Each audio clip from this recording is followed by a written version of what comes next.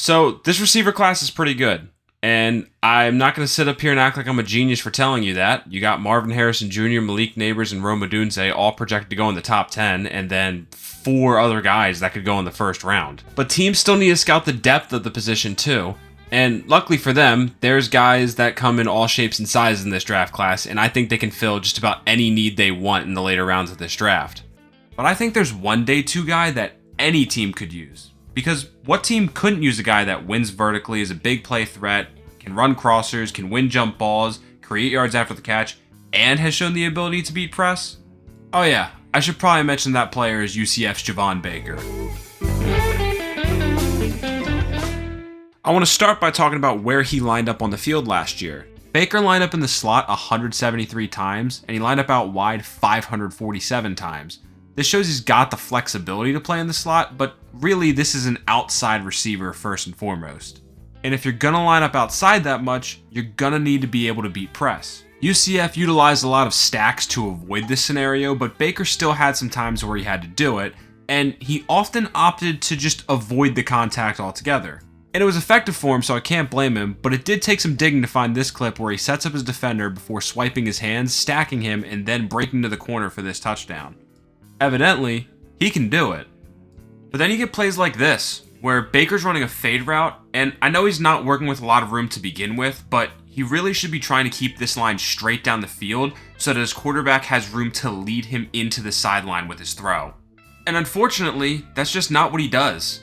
He kind of gets pushed into the sideline here, as you'll see, and it doesn't give his quarterback any room to throw the ball inbounds.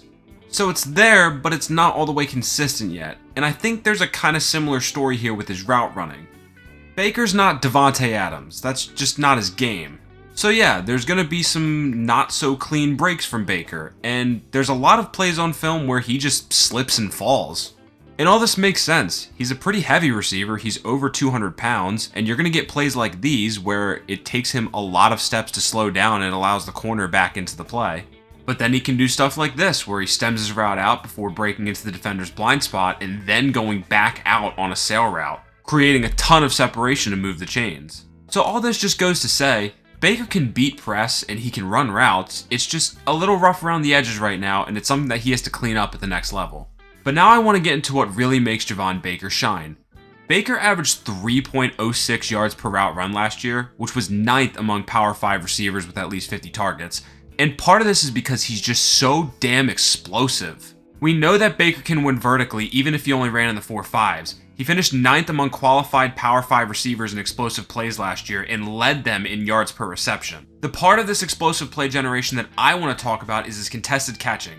He had a contested catch rate last year of 47.4%, which is good, but it's not up to the likes of Rome Odunze or the other elite contested catchers.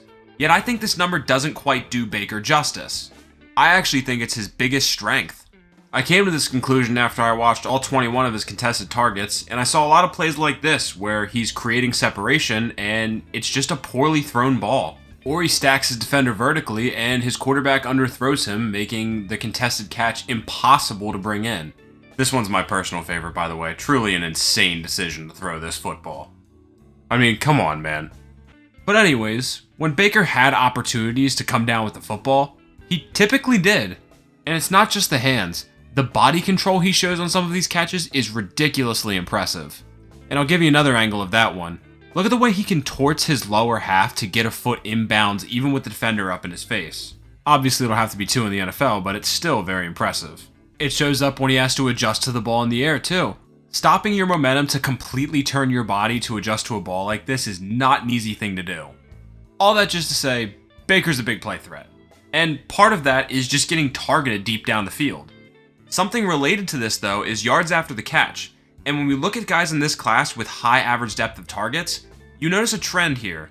They typically have pretty low yards after the catch per reception. Except for Javon Baker. Javon Baker is almost doubling these guys in terms of yards after the catch per reception. And it's totally normal for receivers with higher ADOTs to have less yards after the catch per reception, because most of them run very stagnant routes like back shoulder fades and deep curls, just things that don't give them many opportunities for yak. Baker benefited from 2 long touchdowns where he got a ton of yak basically untouched, and he also ran a lot of crossers and breakaway routes where he was in motion when he caught the ball. And yes, these will inflate his yak numbers a little bit, but the numbers are still very impressive. What intrigues me though is that Baker only forced 7 missed tackles after receptions this year according to PFF charting. But I think the reason for this are plays like these where he can kind of make guys miss without actually forcing a missed tackle because he has such good spatial awareness. It's almost like a running back identifying which hole to hit in a weird way. And then when he gets north quickly. I'm not going to harp on him for not making guys miss when he just puts himself in scenarios where he doesn't have to make guys miss. And like I said, 208 is not small for a receiver. When he gets moving, he's pretty hard to bring down even if the numbers aren't spectacular. So with all these skills, I kind of think he's primed to be a wide receiver 2 at the next level. The refinement just isn't quite there yet for me to consider him a guy with wide receiver 1 potential. You're not going to build your pass game around him. And you know what? That's fine. He's not going to go in round 1, but if you can walk out of day 2 with a guy that scares defenses enough vertically to effectively run through routes on dagger and stress linebackers vertically, that's a perfectly fine bet to make, especially when the guy can give you real production as a yak threat and a contested catcher.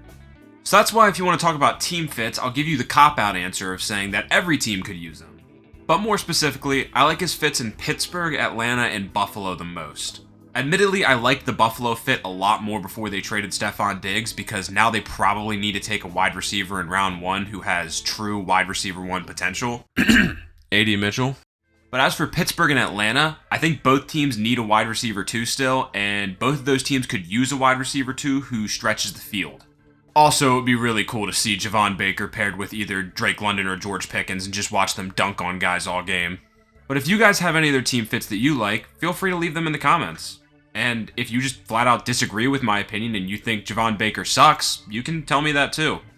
Just know if day 2 of the draft rolls around and Omar Khan turns in that 51st overall pick with his name on it, I wouldn't be upset about it. But that's all I got for this video. There's about 2 weeks to the draft from today, so if there's another prospect you guys want to see before then, let me know. Also might get a mock draft out, so don't forget to subscribe. And I'll see you guys next time.